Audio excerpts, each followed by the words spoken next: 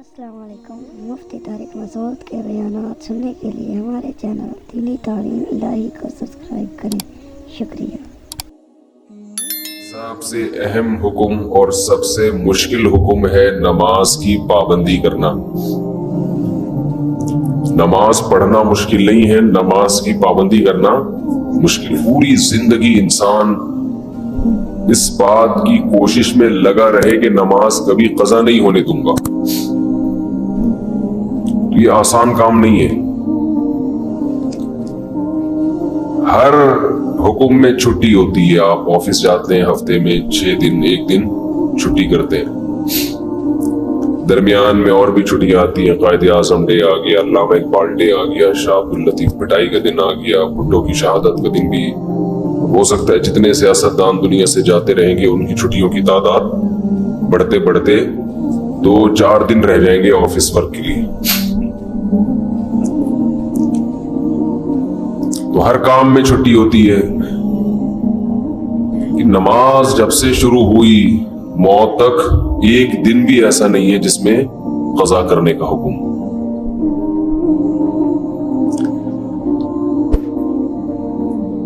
تو اتنی پابندی جب کسی حکم کی ہوتی ہے تو انسان بعض دفعہ تھکنے لگتا ہے، پھر اس میں جماعت کی پابندی کرنا۔ اس لیے قرآن نے کہا وَإِنَّهَا لَكَبِيرَةٌ إِلَّا عَلَى الْخَاشِعِينَ، یہ نماز ایک مشکل کام ہے۔ یعنی اللہ کسی حکم کو مشکل خود سے نہیں کہتا، نماز کی پابندی کو اللہ کیا کہہ رہے ہیں؟ یہ ایک مشکل کام ہے۔ إِلَّا عَلَى الْخَاشِعِينَ، مگر ان لوگوں پر۔ فہد بھائی موبائل کو نہ دیکھیں، بیان سنیں، ٹھیک ہے نا؟ سب کے لیے ہو رہا ہے تو آپ کے لیے بھی ہو رہا ہے۔ آپ بھی پرسوں عشاء میں شارٹ تھے۔ وَإِنَّهَا لَكَبِيرَةٌ، یہ مشکل کام ہے، إِلَّا عَلَى الْخَاشِعِينَ، مگر ان لوگوں پر جن کے دل میں اللہ کا خوف ہے۔ اب دیکھو اللہ نے نسخہ بھی خود ہی بتا دیا کہ اگر اس مشکل کو آسان بنانا چاہتے ہو تو اپنے اندر اللہ کا خوف پیدا کر لو۔ سوال پیدا ہوتا ہے خوف کیسے پیدا کریں؟ تو خوف کیسے پیدا کریں؟ اب یہ تو اختیار میں نہیں ہے نا۔ آپ اگر یہ تصور کرنا شروع کر دو کہ میرے دل میں فلاں کا ڈر بیٹھ جائے، تو یہ صرف ڈر بیٹھنے کے تصور سے ڈر نہیں بیٹھے گا۔ تو اب اللہ نے آگے خوف پیدا کرنے کا طریقہ بیان کر دیا۔ مائک کی آواز بہت دور کر دیا۔ اچھا، تو خوف پیدا کرنے کا طریقہ کیا بتایا؟ الذین یظنون انہم ملاقو ربہم، یہ وہ لوگ ہیں جن کو یقین رہتا ہے کہ یہ اپنے رب سے ملاقات کرنے والے ہیں، وَأَنَّهُمْ إِلَيْهِ رَاجِعُونَ، اور انہوں نے اس اللہ کی طرف لوٹ کر جانا ہے۔ جب آپ یہ تصور کر لیں گے کہ یہ دنیا ختم ہونے والی ہے اور ہم نے یہاں سے نکل کے جانا ہے، اللہ کے سامنے کھڑے ہونا ہے، تو ہر مشکل کام آپ کے لیے آسان۔ میں عجیب بات بتاؤں، اسلام میں ہر بیماری کا یہی علاج، ہر پریشانی کا بھی یہی علاج، ہر ٹینشن کا بھی یہی علاج، ہر مشکل کام کا بھی یہی علاج۔ وہ کیا علاج ہے کہ ہم نے جانا کہاں ہے؟ اللہ کے پاس۔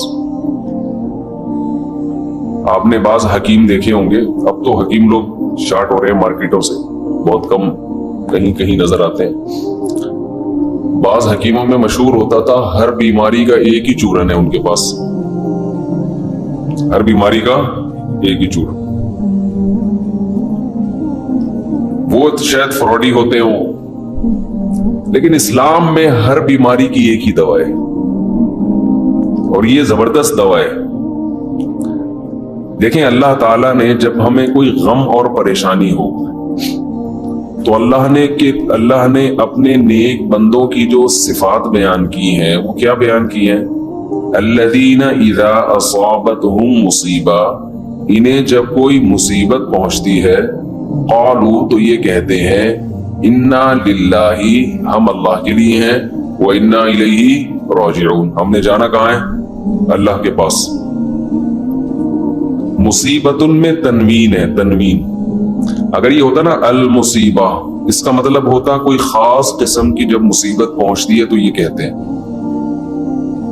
خاص قسم کی مصیبت کچھ بھی ہو سکتی ہے، لیکن یہاں ہے مصیبت، کسی بھی قسم کی مصیبت، کسی بھی قسم کی ٹینشن، کوئی پریشانی، کوئی پیسے لے کے بھاگ گیا، کاروبار میں نقصان ہو گیا، بیماری آ گئی خطرناک، بچے نافرمان ہو گئے، ہر ٹینشن کا ان کے پاس علاج کیا ہے، ہم نے جانا کہاں ہے؟ اللہ کے پاس۔ تو یہ نیک لوگوں کی اللہ نے علامت بیان کی ہے کہ ان کے پاس ہر ٹینشن کا ایک ہی چورن ہے، ایک ہی دوا ہے کہ بھئی یہ دنیا ختم ہونے والی ہے اور ہم نے جانا کہاں ہے؟ بول لینا اللہ کے پاس۔ جب اللہ ہی کے پاس جانا ہے تو کیا ہوگا بھئی؟ وہاں جا کے اللہ کے پاس سوال پیدا ہوتا ہے، بھئی اللہ کے پاس جانے کا مطلب یہ ہے کہ یہ ٹینشن دینے والا اللہ ہے، تو وہ مجھے دیکھ رہا ہے کہ میں اس پریشانی میں صبر کر رہا ہوں، اس کا نعم البدل وہ قیامت کے دن مجھے دے دے گا۔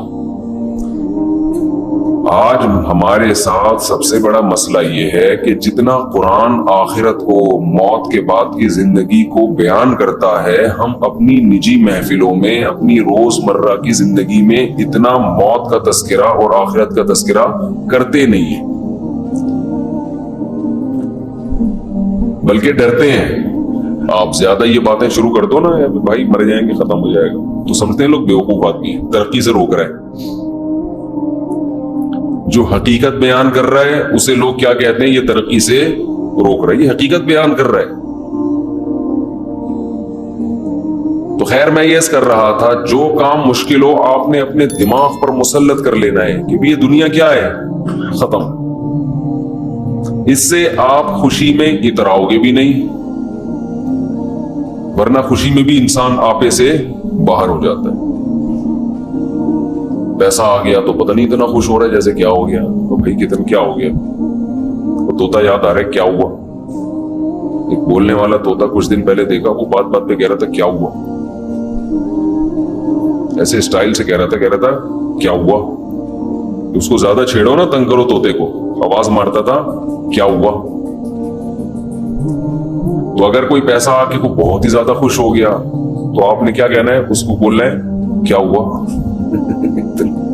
ہمیشہ کے لیے تھوڑی آیا ہے، تھوڑے دن کھائے گا پیے گا، ختم، بڈھا ہو جائے گا، ٹائم تھوڑی لگ رہا ہے، کوئی زیادہ ٹائم نہیں ہے بڈھے ہونے میں، خوب سمجھ لو، اور مرنے میں یہ خوش فہمی میں مبتلا نہ رہے کہ پتہ نہیں کتنا ٹائم لگے گا۔ بہت اسپیڈ کے ساتھ، بہت تیزی کے ساتھ، تھوڑے دن رہ گئے ہیں بس انا للہ ہونے میں، کوئی زیادہ ٹائم نہیں ہے۔ جو جوان ہیں ان کے لیے بھی زیادہ ٹائم نہیں، ابھی ٹائم دیکھو ایسا، اب یوٹیوب پہ لکھ لو نا پرانی فلم کا ہیرو، اور ابھی آج دیکھ لو کیسا لگ رہا ہے۔ ہیرو کا یہ حال ہے تو ہم اور آپ تو ہیرو ہیں بھی نہیں۔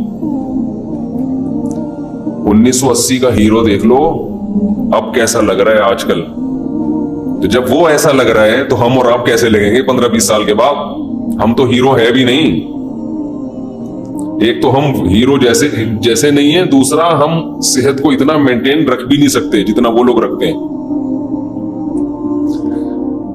تو اللہ نے جہاں بھی کوئی مشکل حکم دیا، اللہ نے کیا فرمایا کہ یہ ان لوگوں پر آسان ہے جو دماغ میں یہ بات بٹھا بیٹھے ہیں کہ ہم نے جانا کہاں ہے؟ اللہ کے پاس۔ تو رمضان میں کچھ کام ایسے ہیں جو نبی صلی اللہ علیہ وسلم نے بہت زیادہ کیے، اور وہ کام بھی جب تک آپ کو یہ یقین نہ ہو کہ میں نے اللہ کے پاس جانا ہے، اس وقت تک وہ کام آسان ہے نہیں۔ ان میں ایک اہم ترین کام نماز کے بعد، دیکھو اسلام میں جن کاموں کا بھی حکم دیا جاتا ہے نا، وہ نماز کے بعد ہے۔ سب سے پہلے نماز ہے، شروع قرآن یہاں سے ہوتا ہے یقیمون الصلاۃ ومما رزقناہم ينفقون. نیک بندوں کی علامت میں سب سے پہلی علامت نماز کو قائم کرتے ہیں. اور جو رزق ہم نے دیا یہ دوسری بڑی علامت ہے. جو رزق ہم نے انہیں دیا اس میں سے خرچ کرتے رہتے ہیں.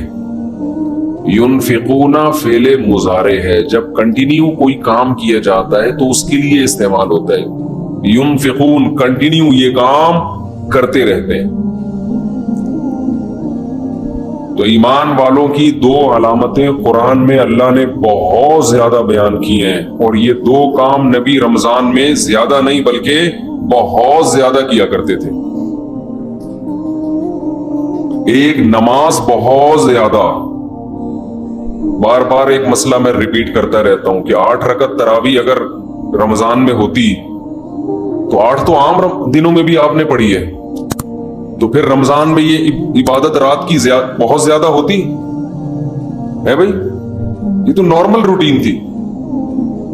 پھر وہی بات آتی ہے، بخاری کا حوالہ دیتے ہیں کہ حضرت عائشہ فرماتی ہیں کہ نبی رمضان غیر رمضان میں 8 پڑھتے تھے. بخاری کی دوسری حدیث اس کے خلاف ہے.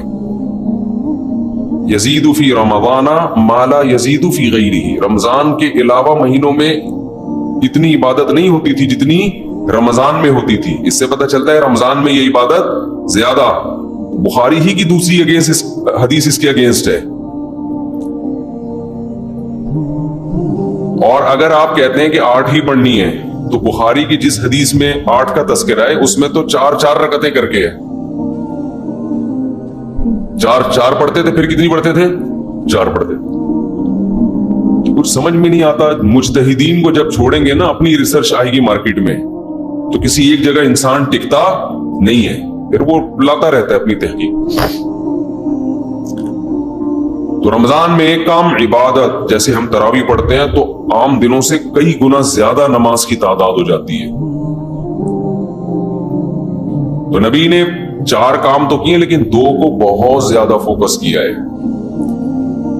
ایک نماز کی بہت زیادہ کثرت.